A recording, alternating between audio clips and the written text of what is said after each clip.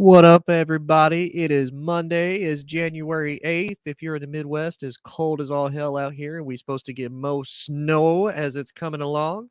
But it's nice and toasty in here. It's about to get hot with my brother, Mike, the shy kid. Buddy, how are you, good sir?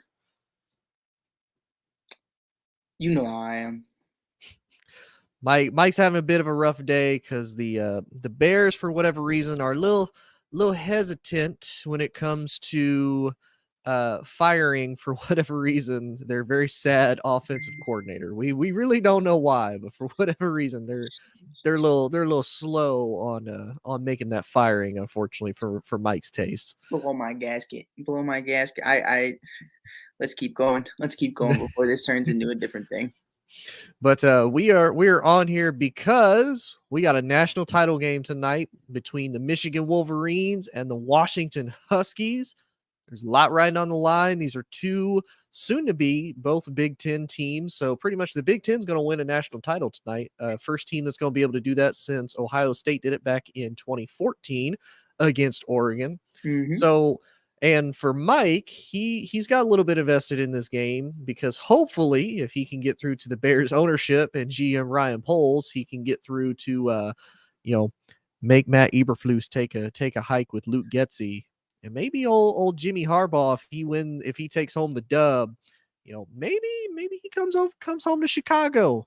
Bring the favorite son back home where he belongs. Mm-hmm. But Mike, what do you think of the and Mike, I know you're a big SpongeBob fan, but I wanted to throw this out there to see what you think.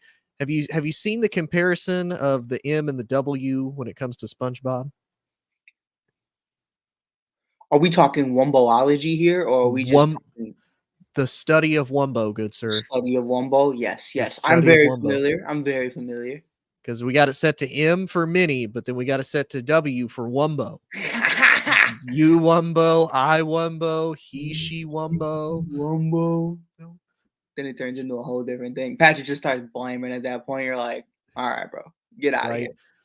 But buddy, what's your thoughts? What's your feelings on this game so far? Who do you have? Who do you have? Who do you think has the edge? Who do you have taking home the dub tonight? So happy you asked because I do believe somebody in this game is going to be a Chicago Bear within the next 4 months. So I'm very excited. Whether it's Michael Penix, which God, please don't make me say that last name for the next 4 years. I can't do it. Whether that's Rome's an absolute one of these receivers. Who knows? Rome Odunze is an absolute monster. I believe that's how you say his last name. Um, Jim Harbaugh. There's so many different guys. I've heard other people talk about their quarterback at Michigan being there, and I'm like, please God, no. We're gonna But yeah, say with the first pick, the Bears draft J.J. McCarthy, oh dude, University of Michigan. shout out JJ McCarthy though. Kid's a dog. Like I can't lie. Kid gets it done. But no thank you. Not a number one, please. Or anywhere in the first 4 rounds. But or at all. But whatever. Regardless, I love this game, man. I mean, Harbaugh was one of my favorite coaches growing up just because of what he brought. I mean, the guy was just so much fun watching him, Colin Kaepernick, and the San Francisco 49ers do what they did. Obviously, I'm not going to say failed, but they get all the way to the bowl and they lose to his brother John, which is just so poetic. I mean, it's only happened a handful of times, as most recently as Travis Kelsey and Jason Kelsey, the brothers going up against each other. But for two coaches to do it, it's even of a bigger scale because it's like Mhm. these guys are playing a game of chess with Kelsey and Jason, or with Jason and Travis. It's basically like two guys who are never really playing against each other. They both are offensive players. So to see Jim and John do that, it was a lot of fun. I always felt like Jim's time in the NFL was very short, and it hasn't lived up to the hype to why he left since. Obviously Michigan is 10 times better than when he first arrived, Mhm. but really, what are we talking about? You know what I mean? We've never had real conversations. He's never entered the Dabo Sweeney conversations Yeah. before we even get to Nick Saban, because no one's touching Nick.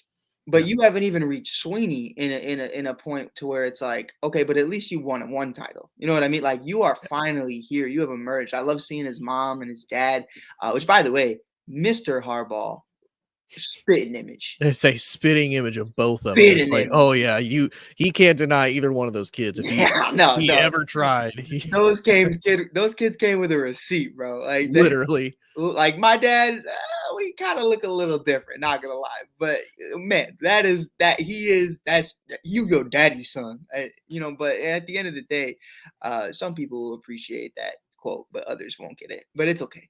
But yeah, I think it's gonna be a great game, man. I mean, we got world renowned wide receivers on the Huskies. I know my girl Kelsey Plum is going to be very invested in this game. Got a lot of former Husky alumni who are showing up and showing out, who have been quiet for no one ever really went out there and said I went to Washington.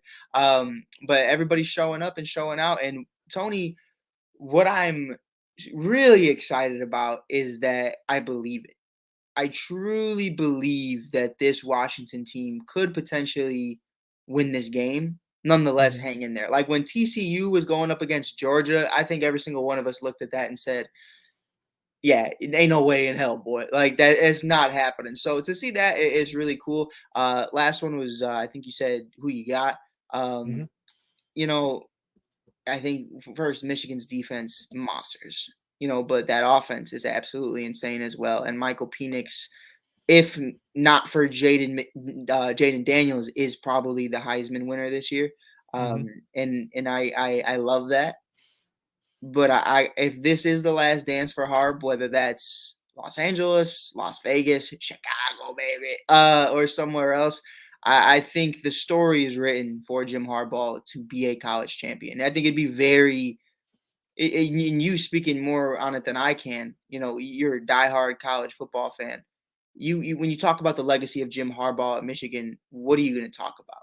And that is the definitive right there of the legacy that he sustained needed to end with one thing and one thing only. You can have a great team for 6 years if they never win a chip, who cares? So I'm rocking with Michigan just because. Yeah.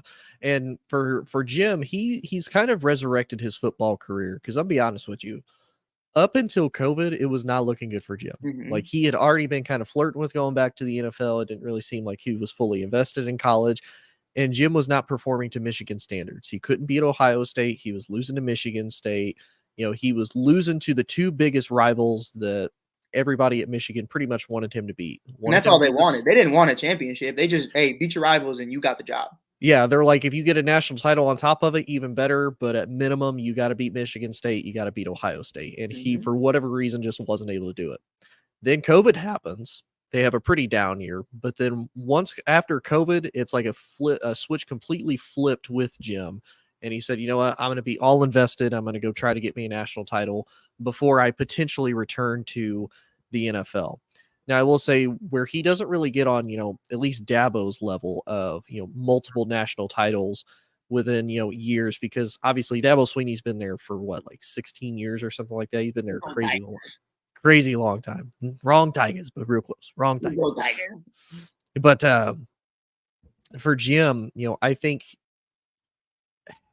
if he doesn't win a national title now and he leaves, I don't know if I see him coming back to college football because really at this point he's done just about everything that you can do. Like he's finally righted the ship. He's beat Ohio State 3 straight times. He's won the Big Ten 3 straight times. Now he's finally got his chance to go to the national title. He's finally, gotten past each hump that he kept running into as far as, at first, they beat Ohio State and then they get destroyed by probably one of the best Georgia defenses we've ever seen. Yeah. First time around they go in. Last year, they come in a little bit too cocky, a little bit too much swag. I think they honestly underestimated a TCU team, and TCU was like, "We're gonna hit you in the mouth, and you're not gonna be able to catch up as soon as the moment that we And do." real quick, Tony, just like just because I want to like bring up the fact of how insane that TCU run was. Can you name 5 guys that were on that TCU team last year? Quentin Johnson, who got Oh, drafted by the Chargers, mhm. Max Bust, Duggan, by the way, bust, super bust, super super, bust. super bust. Max Duggan, the fill-in quarterback. Um, That's a man. problem though, Tony. That you're like the fact that Yeah, I'm already struggling you for wide for receiver. a team that was in the national championship. I'm too close to Mm-hmm. the mic. I'm sorry. But for a team that was in the national championship, for Harbaugh to have the experience he had on both a Super Bowl level Mhm. and in college football, for that to happen, like you had questions last year about like how long are they going to allow him to be? Yeah. Well, not only that too, it was weird with TCU, and this kind of gets us off a little bit of topic, but not too much. I think this is what honestly led to Florida State not being let into the college football playoffs this year, is because you look at it, TCU didn't win the Big 12 last year. They lost to really what was a pretty good Kansas State team. Yep. They lost to K State, but they're like, oh well, they're 12-1. They won every other game. And then the question comes in, should you be penalized because you played an extra game that nobody else played for your conference championship, Right. but you didn't technically win it? So what really kind of gives you the right to go in there?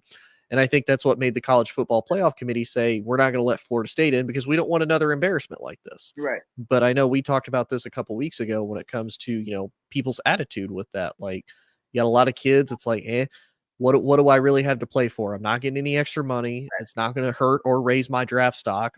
And in like a player's case of Jalen Smith, he plays in an extra bowl game, completely obliterates his knee, and potentially ruined his entire NFL career. Now, don't get me wrong, he bounced back for a couple years with the Cowboys because they took a chance on him. But overall, he couldn't have that sustained success. And I know you haven't played the game. That's not really a risk you want to take. It's like, man, if I don't have to play this extra game that don't really mean nothing, I'm not playing this game. It's not getting me a chip. It's not helping me, but it's going to hurt me Right. because if I do poorly or if I get hurt, that's game over. Ain't nobody going to take a chance on that. And I love it because the word bowl is still there. It is Yeah. equivalent to me to the NFL's Pro Bowl. It is at the end of Yes. the season. It is a meaningless game. Oh, Hmm. but old white guys care. People care. Who cares? Really, at the end of the day, 3 weeks go by. Who's still talking about it? Yeah. Nobody. Nobody. Unless you're from literally a town of a population of 300 and maybe 40 of them are related to you. You know what I mean? Like Yeah. that's really what it is at the end of the day. So as an athlete, as really somebody who is a business, you are in today's society, you are a business. Like you are trying to run a business in your game.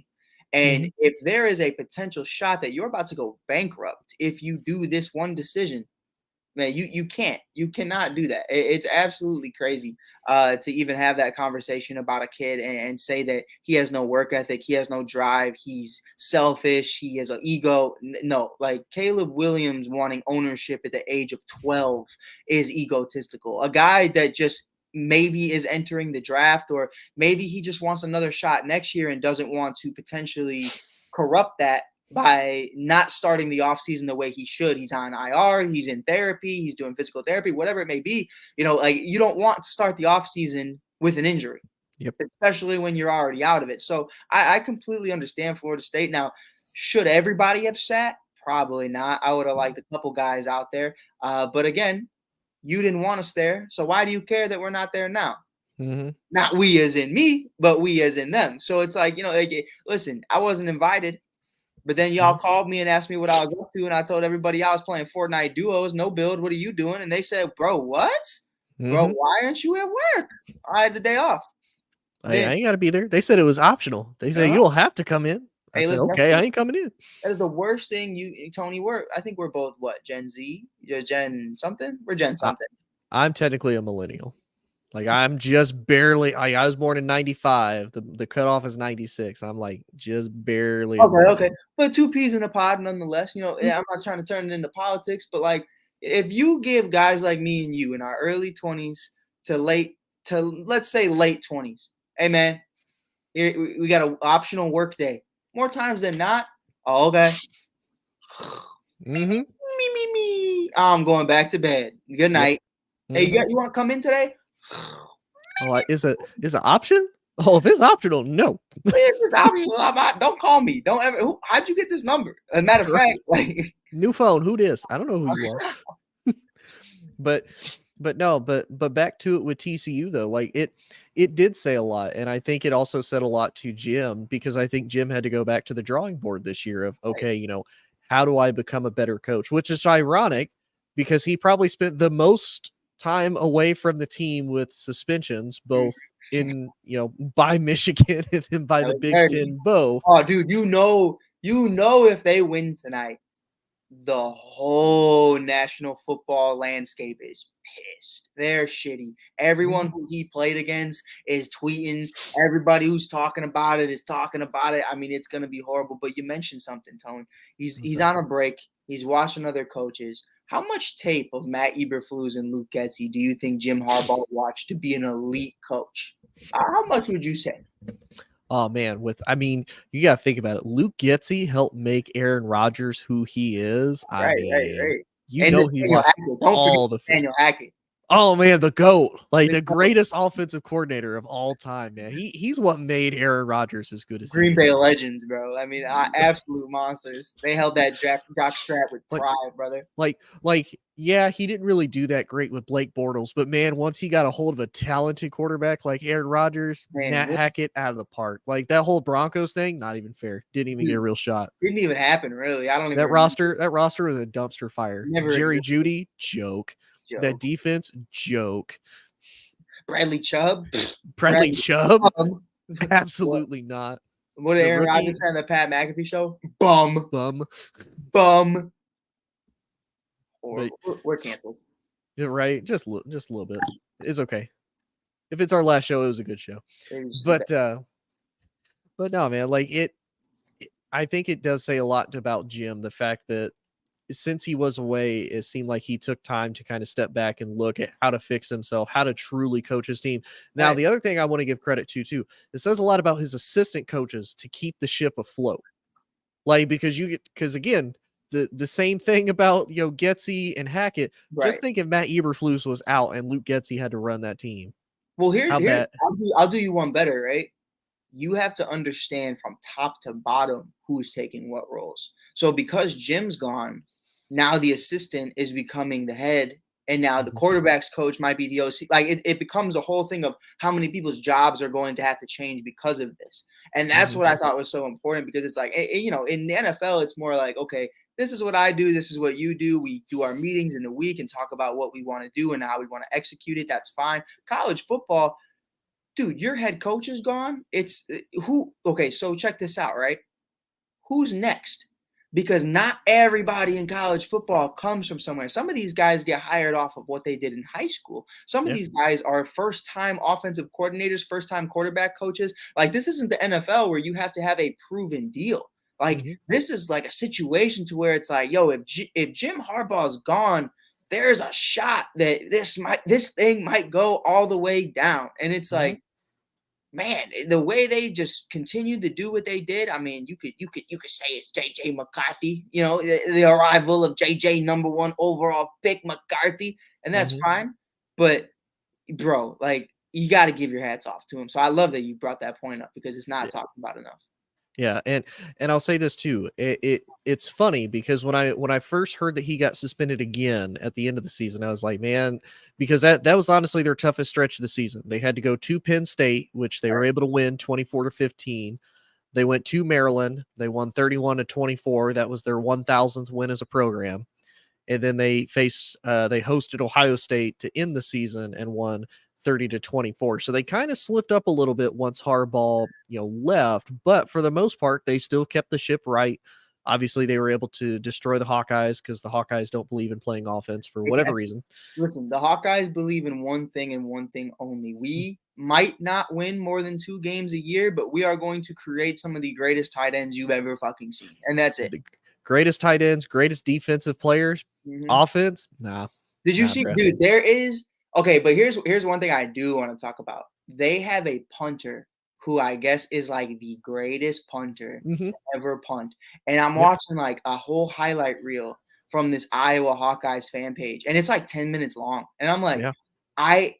is it that is two things? Is he that good? Or are you just that bad to where y'all actually paid a fucking attention to what the punters? How do you have 10 minutes worth of punting film? So you got to think there were games. So I don't know if you know this, but Mm, last year coming into the season, so the offensive coordinator for the Iowa Hawkeyes okay, is Kirk Ferentz' son, Brian Ferentz. okay, Okay, makes sense. he's been the offensive coordinator now the last 3 years, and the first 2 years they were hot garbage when it came to scoring offense. They could score on defense, They couldn't do nothing on offense. So they wrote in his contract this year. They said we have to average at minimum, I believe it was 24 points a game. If we don't, you're fired. He never reached that. The offense never reached 24 points, not once. Any points that they scored were all off of the defense. So this punter is literally out there all the time. He's vibing. Legitimately all the time. That's That why stop he's is considered, crazy. like, you got to think this is basically like practice extended for this punter. Like he ain't Right. even got to go to practice. He got the game to practice. Dude, can So you he's imagine just his that leg good. after the game has to be like destroyed? Like he has to be swollen to a T. Dude, But dude, his legs got to look like Saquon Barkley's, just tree trunks of legs, just now, booting it. now Ryan Poles has talked about, not to get to the Bears, but Ryan Poles has talked about being different, Mm-hmm. finding a way, and what I love more about all of that is Arthur Smith's way of going about things. Arthur Smith says we're going to do things that people won't even see coming. Mm-hmm. Iowa Hawkeyes punter goes #1 overall. Tony, your first reaction? Now, let me stop. Let me stop. Please don't leave the live. Please don't leave us. Please. I'm just, hey. We're just playing around, bro. We're just doing a little breakdown. No, the funny thing is, I Bears. wouldn't I wouldn't say it for the Bears. You know who I would see doing it though, just as like his one last little like get at you before he leaves his place of work? Bill Belichick. Oh, bro. But you know what the thing is, though? So, like, Bill would do it knowing that the kid's actually great, though. Yeah. So that when they ask him about it, he's going to go, are you telling me I took the greatest player to ever play that position of all time, #1, and you're mad at me? And everyone's going Mm-hmm. to be like, Bill, he was a punter. No, you didn't hear what I said. The Mm-hmm. greatest at that position. And everyone's just like, man, fuck you, Bill. No. All the Patriots fans would be, they'd be like, nah, bro, nah, you can't. But back on topic of the game though, buddy. So we kind Mhm. of talked about this a little bit before the game started, and I know I've mentioned this a couple times. Yes, sir. Do you think, especially because we'll say we don't really know Jim Harbaugh's status at the moment. We'll kind of Sure. leave that up in the air as a question mark. To me, when I look at Michigan's schedule for next year, Mhm. they got to win the chip this year. They got to win the chip tonight, because if they don't, they ain't winning it next year. Yeah. Uh, Because yeah. in case you don't know, Mike, and in case anybody watching doesn't know, we'll break down their schedule, and Mhm. you tell me who they think they get a dub against and who they don't. So they start out, they host the Fresno State Bulldogs. Dub. That's a win. Then they host the Texas Longhorns, who were finished third this year in the college football playoffs. Possible dub. Then they host the Arkansas State Red Wolves. Dub. Pretty easy. Then they host the USC Trojans. Keep my eye on it just because there's always that one team, and the Trojans do put together sometimes good football, but they can't sustain 4 quarters of it. But dub. It's early in the season. You still got Lincoln. As again, barring anything changes, you're still going to probably have Lincoln Riley unless he Exactly. jumps to the NFL and surprises everybody. You then host Minnesota. Dub. You then go to Seattle for a rematch of this game to face the Huskies. Oh, super, super fucking dub. Like the way this is a dub, Wumbo. This is Wumbo. I mean, Wumbo. all wide receivers are gone. Michael Penix is gone. Like Huskies are going to go back to what the Huskies are, respectfully. This is your forever bowl. Like this will, yeah, dub.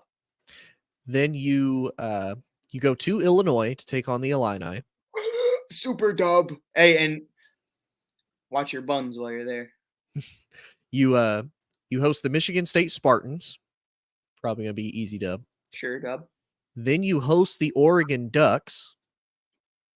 Dub. You then go to Indiana to take on the Hoosiers. Dub. Dub. You host Northwestern. Oh, again, watch your buns, but super dub. And then you have to go to Ohio State to take on the Buckeyes to finish the year. Possible loss. I just saw they got a quarterback. What's his kid's name? Will Howard from K-State. Dog. Mm-hmm. Dog. Even without Marvin. And I also, for disclaimer, yeah, it's not sexual assault and all that isn't funny at all. but Illinois sports right now in the college level, disgusting. Oh So I'm yeah. definitely when I say watch your buns, I mean it. I'm so serious. Like Urbana, Northwestern, all of them, you're fucking sick. And that's why we're making we're making it a point to where we're not gonna sit here and me and Tony are just gonna play in La La Land like these two aren't the creepiest fucking organizations in the world. We're gonna discuss it. You're not good at sports and you're not good people. You could be one. You can't be both. Yeah. Respectfully. Say, especially with last year with Pat Fitzgerald getting fired, and then of Yes, course bro. Illinois with the player this it but and can we give a shout out to Northwestern this year, Yes, by the they way? recovered They recovered so well with a better dude than that just got like tossed to the wolves, like, hey man, make it work, figure it out. And he's like, all right, I'm gonna go 7-5. Like, fuck it. Like, like, like go Northwestern. Go good for you guys, man. bro, just need that But done. but so we broke down Michigan's schedule for next year. Let's break down Washington's because do so off of this schedule, do you think they have a better chance of potentially going back? So they start out, they host the Weber State Wildcats. I have never heard of that college in my life ever. Sure, for the same reason, sure. Yes, It's like I don't even know I what would this hope team so. is.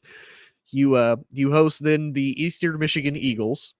Dub. Sure, Then you have the Apple Cup. You face the Washington State Cougars. dub. Then you you host Northwestern. Loss, You got to travel all the way to Piscataway to take on the Rutgers Scarlet Knights. dub. Of course, you host Michigan. Loss, You got to travel to Iowa to take on the Hawkeyes. dub before you left. Then you got to go to Indiana. Dub. Dub, You host USC. Then you have to go to Penn State. dub, Then you got to host UCLA. dub. Again, dub before you left. And then you have to finish the season going to Oregon to take on the Ducks. Loss.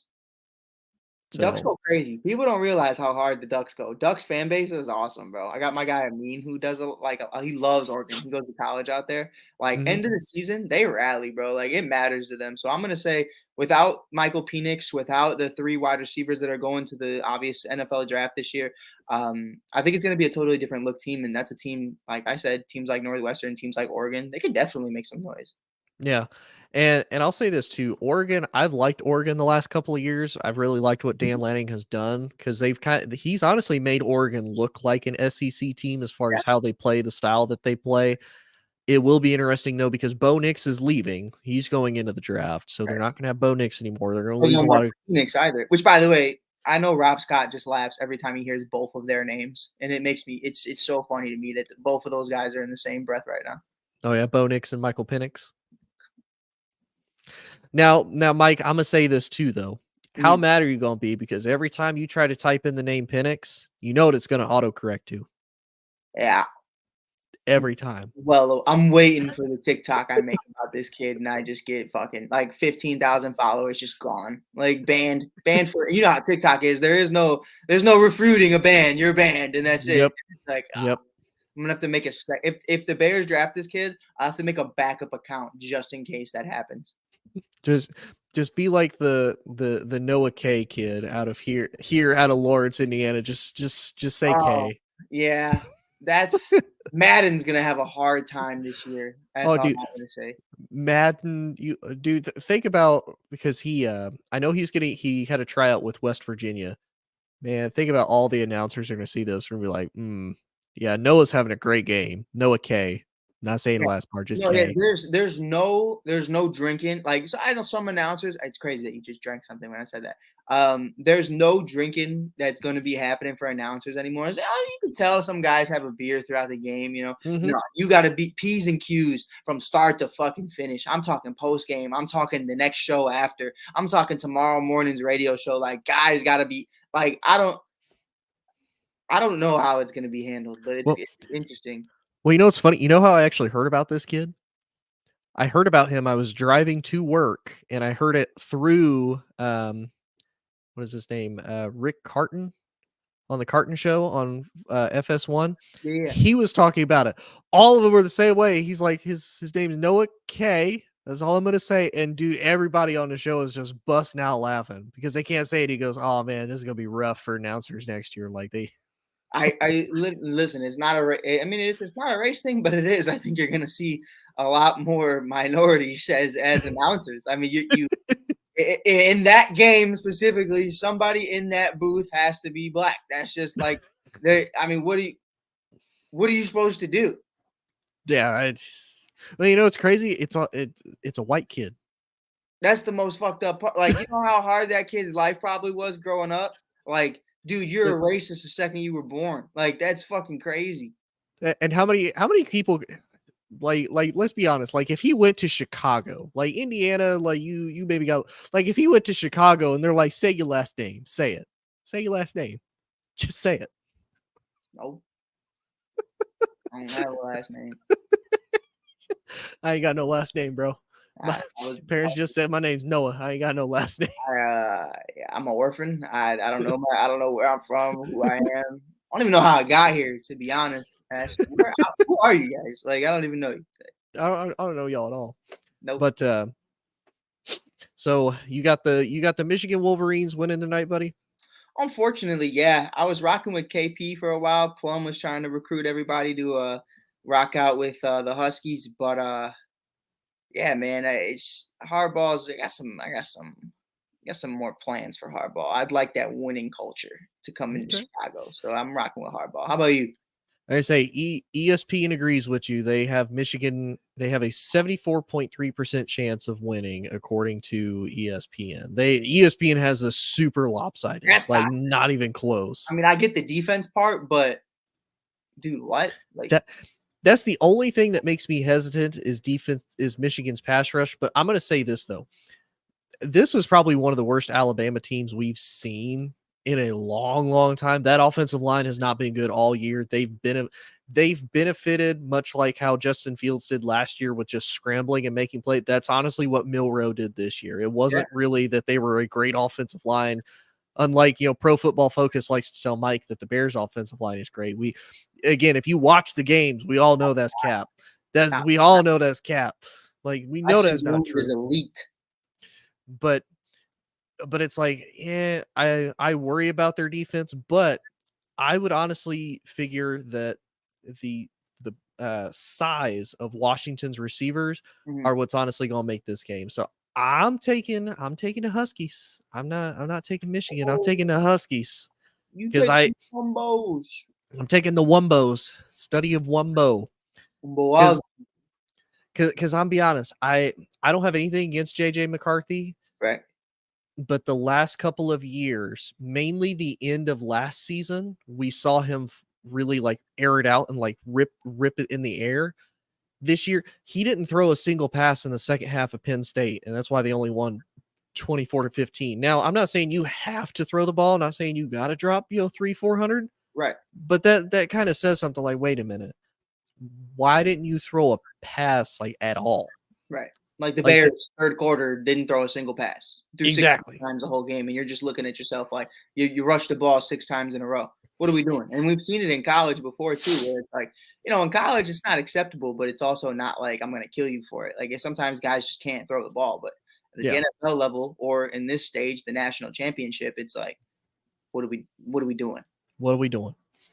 But yeah, man, I'm a rock with the Huskies tonight. I think the size. I think Penix is a better quarterback because I think Penix has a little bit more of the athletic ability, and that Huskies offensive line is good too. Penix has only got sacked, I think, 10 times the last 2 years. And 3 wide receivers that are going into the draft. So I mean, and one that's top 10 in the Yeah. draft. Rome is So in the top 10. I'm excited though, buddy. I still feel like honestly at the end of this is still a coin flip as to who wins. Yeah, I don't feel like it's like TCU and Georgia. I No. think this is a game where it's like, okay, one has a great defense, one has a great offense. So let's see who lasts 4 quarters of football. And that's Yeah. really what it's going to come down to. I think coaching comes down to it as well. Like respectfully, I try my hardest to be just like Tony. I want to be Tony when I grow up. That's my aspirations in life. But I could not name you the Huskies head coach right now. So that's a problem. I'm gonna be honest, I couldn't either, but Problem. I'm gonna be also honest with you too. I'm gonna look it up real quick. You're not gonna believe Kalen. I think it's Kalen DeBoer. I think that's how you say his name. You're not going to believe his overall record, by the way, like as a head coach. Take a guess at what his head coaching record is. How many years has he been there? Let's see. He's only been with Washington since 2022. 16 and I don't know, 16. So with just Washington, he's 25-2. All right, you're valid. With his overall head coaching record, guess what he is? 104-11. Like, I might have to make it. No, I'm kidding. like, and that's what kind of makes me wonder. I'm like, well, like that's pretty decent. Like, who you playing? You know what I mean? Like in those other games that weren't Washington, like who you know what I mean? Like, gotta have those. Like Jim Harbaugh, you take his collegiate career, then you take the fucking career in the NFL, and both are really great. You know what I mean? Oh yeah. One's NFL, the other is this. His is like, here's one in Washington, and then here's one in high school. You know what I mean? Like, yeah. No disrespect. Yeah. And they were 10-2 last year. He was the Pac-12 coach of the year last year. They beat Texas last year in the Alamo Bowl 27-20. And of course they beat Oregon twice this year. And then he actually repeated as the Pac-12 coach of the year this year too. So I'm excited, man. I'm excited to hopefully see who takes home the win. Like I said, I got the Huskies, you got the Wolverines, but it'll be fun, man. We'll talk about it. We'll probably talk about it again next week, kind of see what we think. Hopefully we'll have some more news. Obviously it's Black Monday when it comes to coaches being fired in the NFL side. So it is? Is it? Well, not for the Bears. Well, no. Not for the Bears. Never for the Bears, buddy. Better get a Titty Tuesday going on or something. Golly. But buddy, I appreciate it. It was fun having you on, bro. As always, just let everybody know where they can follow you, good sir. Yes, sir. Instagram, TikTok, the Shy.Kid. Of course, you can check us out on the ASAP Network or on Inside the Hoosier Mind. You can follow me on YouTube at Mike on the Mic Podcast. Really quick, Tone. I know the game's about to start, but I have to make an apology.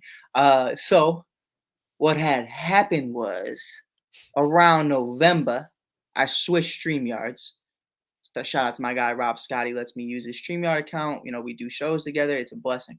But with that, I added a YouTube page that had the same profile as Mike on the Mics, which was my personal YouTube page. So I didn't know. Here's a fun fact.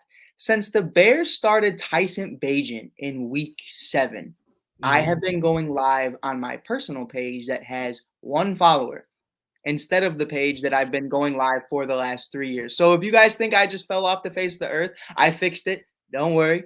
I know no one probably noticed, but I got really mad when I noticed that. So I'm sorry. But Tony, thank you for having me on, bro. We'll definitely do a post-game recap at some point, either next week, tomorrow, whenever. Doesn't matter. We will be back. And I hope you guys enjoy the night. Don't spend too much money on DraftKings, but go crazy. Hey, I already put $5 in. Hopefully I win 40 out of it, but we'll see. But like Mike said, appreciate everybody tuning in. Hope y'all liked it. Enjoy the game. We'll find out who our new national champion is. It's going to be our first non-SEC champion since Clemson did it back in either 2017 or 2018. 18. No. I think it's 18. It was right before LSU. Because Joe Burrow won it in 19. Alabama won it in 20. I think it was 18. Well, because Deshaun won it in 18. Or no, Deshaun won it in 16 or 17. 16. And then Lawrence won it. Yeah. Right. Lawrence won it in 18 because Lawrence won it his freshman year. What an outro we have right now. I know, right? Crazy. Crazy. But all y'all have a good night. Go Tigers and enjoy the game, y'all.